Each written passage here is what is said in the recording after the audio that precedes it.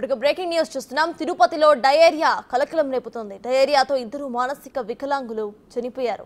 Pass మనోవికాస్లో ఆశ్రయం పొందుతున్న 70 మందిలో 7గురికి డయేరియా సోకింది. అయితే అందులో 16 ఏళ్ల బాలుడు శేషాచలం, 30 ఏళ్ల యువకుడు గణపతి మృతి చెందారు. అనిత, తేజ, ఈశ్వర్ రెడ్డి, ప్రదీప్, హిమతేజలకు చికిత్స అందిస్తున్నారు. చికిత్స పొందుతున్న వారందరి పరిస్థితి కూడా విషమంగా ఉందని డాక్టర్స్ చెప్పారు. డయేరియాపై స్థానికులు ఆందోళన చెందుతున్నారు. డయేరియాపై అధికారులు స్పందించి చర్యలు తీసుకోవాలని కోరుతున్నారు.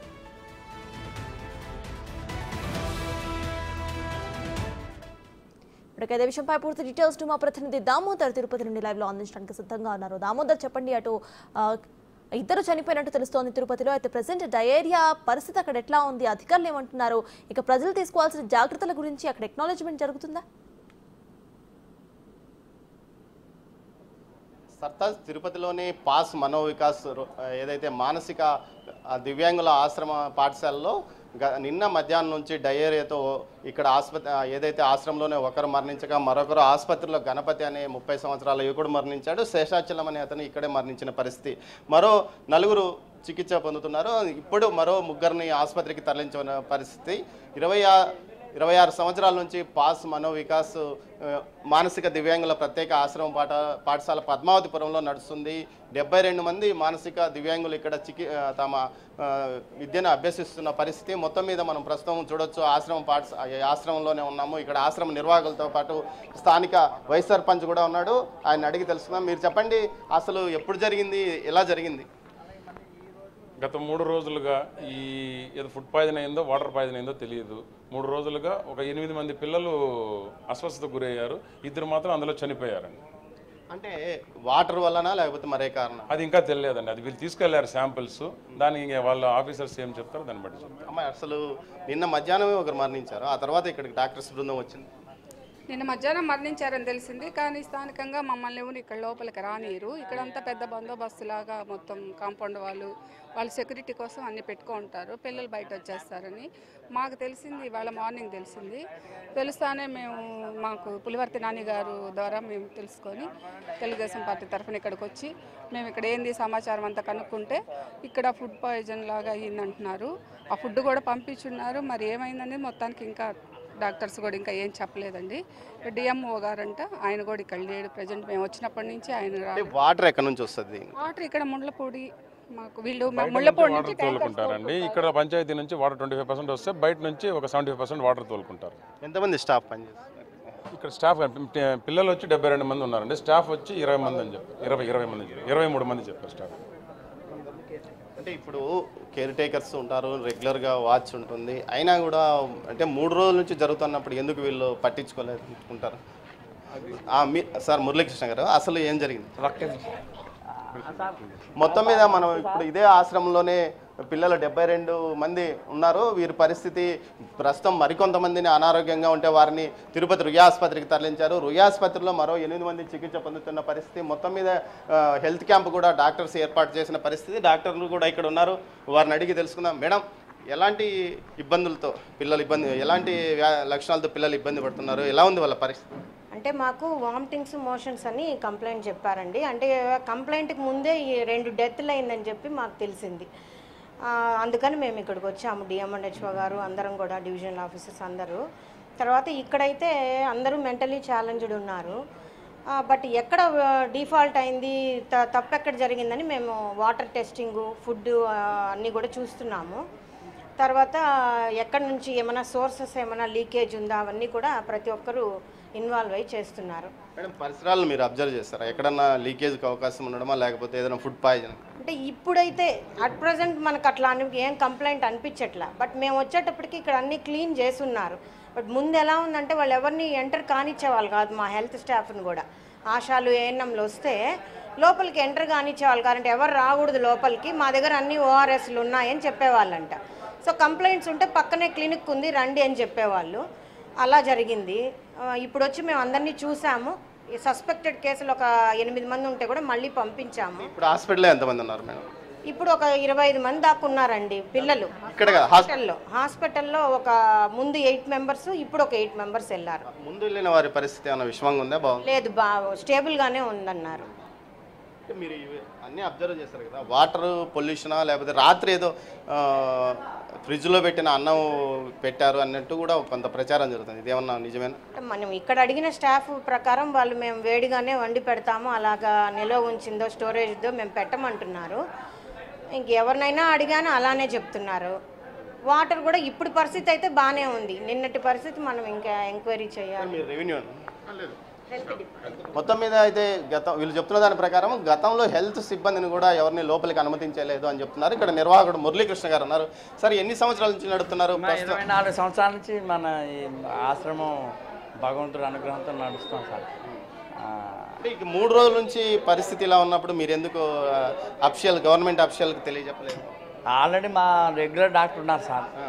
ఇప్పుడు ఏదైనా ఒక ట్రాజడీ జరుగుతుందని అనుకోం కదా. ఇప్పుడు మా రెగ్యులర్ డాక్టర్ ఉన్నారు, మీరు రెగ్యులర్గా రూయ్ హాస్పిటల్లో చూపించుకున్నాం. రెగ్యులర్ డాక్టర్ కానీ రెగ్యులర్గానే మేము రూయ్ హాస్పిటల్లో చూపించాం. ఒకేసారి 2 చనిపోవడం అనేది మా చరిత్రలోనూ చాలా మాకు ఒక బ్లాక్ డే. అది ఆ ఇన్సిడెంట్ ఎలా జరిగిందంటే 24 సంవత్సరాలు మనం నిరాఘాటంగా కొనసాగించి ఒక 2 రోజులు చేయలేకపోతామా?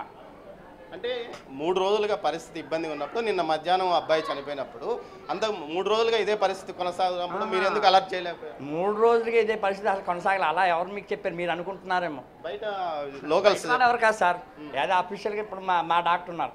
ఇదే పరిస్థితి 3 రోజులుగా ఇలాగే ఉందంట అని కాదు. మాకు ఆదివారం రాత్రి నుంచి కొంచెం ఇబ్బందిగా అనిపించింది. అదే మామూలుగా రెగ్యులర్ ఉంటాయి, మన జనరల్ డిసీజెస్ ఉంటాయి. మాట్లాడేవా